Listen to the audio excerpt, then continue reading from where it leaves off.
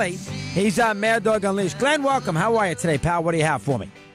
Great, Doggy. How's it going, buddy? All right, hey, Glenn. Nice to talk to you. What's on your mind now? Fire away. You know what? It's funny. I'm glad you had Steve on, and I know you guys kind of glossed over the Phillies because they're not the 08 or the 09 Phillies that were making their runs and winning divisions and winning World Series. They're really still under the radar. I mean, because everybody, I think, still can't believe that they're kind of, still winning the division. And I guess people are still waiting for the bottom to drop out. But as a baseball man, as you are, I mean, when you look at the Phillies, they're obviously young. They've got a lot of strength with their youth. With Arrieta and Nola at the top of the bullpen. Well, I think they could be dangerous in the postseason because they got two very good starting pitchers. So, I mean, I would not be stunned if they get off to a good start in a 5-game series because of that. I don't love their bullpen. It would mimic me. I don't know them that well. Now, I don't know the Phillies as well as I'd like. And it's not like I'm watching Philly games all the time. But, the kid blew the save the other day. And I don't know if they have a dominating offensive force. Is there a guy on that team from an offensive perspective that just kind of sets the tone as far as the lineup is concerned? What can you tell me about that? Well, it's funny because I think that everyone expected Santana to kind of be that big bopper. And, I mean, he's batting like .215, which is terrible. But when he does get a hit, it's generally a 3-run homer. But, Rhys Hoskins is the guy who's kind of really been driving the ship with the RBIs and home runs, big hits. But, at the top of the lineup, it's really Herrera, Dribble Herrera. I mean, he gets on, makes things happen. But, I think the guy because everybody on that lineup pretty much, is, aside from Santana, like I said, is batting like .215.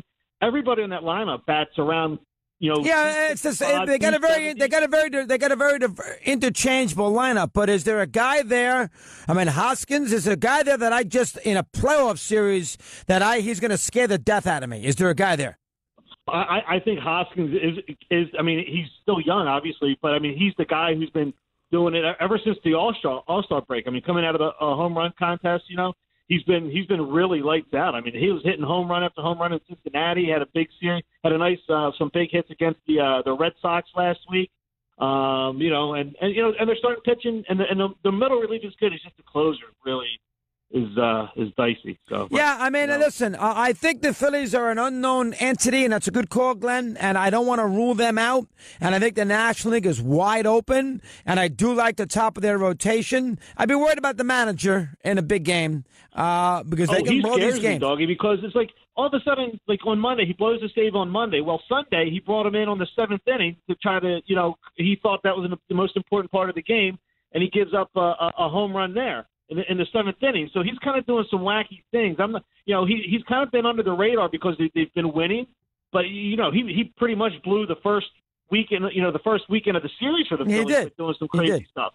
Yeah. So in a big spot, he really makes me nervous. All right, good call. Yeah, Glenn, he make me very nervous in a big game. 100%. Here's Steve in Chicago. He joins us on Mad Dog Unleashed. Steve, good afternoon. How are you today? Hey, Dog, how are you? A couple Cup things. I heard you talk about Javier Baez yesterday on High Heat. It disappears in the playoffs. Dog, he was the NLCS co-MVP. Yeah, he was 7 for 22. He was also 5 for 50 in the World Series. Let's not forget that. In the 5 for 50, what was he? He hit a humongous home run. I'm kidding. It was 5 for 30. I'm kidding, but you get the idea. Right, but he hit a humongous home run in Game 7. He hit one of the biggest home runs against your favorite team, Johnny Cueto, to win that game. He's a tremendous force, Dog. Yeah, he is kind of a wild player, but he's toned it down. He's having one of the best seasons.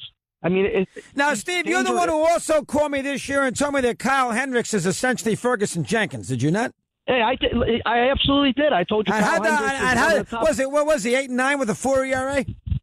Is he? Listen, that's what's most impressive about the Cubs.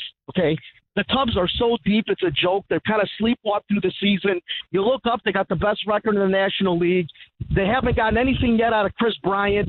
They're being very cautious with him. They're as deep as any team in baseball. You saw what happened when the Yankees lost their big bopper. That bottom of the order looked like a New York Met order. The Cubs are so deep, it's a joke, Dog. And I mean, for you to count them out, it just cracks me up. I'm not counting them out. No, Steve. I'm not counting them out. We'll count them out to where? You're going to make the playoffs. I just said for 20 minutes, and good call, I just said that National League is wide open. But, I mean, my gosh, the Cubs play in a terrible division. That division isn't very good. They play the American League Central, so they get 6 games with the White Sox, 3 with Kansas City, games with the Tigers. I mean, they get Minnesota stinks. They get games with those, and even Cleveland ain't that great. They get a lot of games with those teams. I mean, let's take it easy on the Cubs. They're a little bit of an enigma. I don't love their starting pitching. I told you about Yu Darvish, and they still gave him $130 million.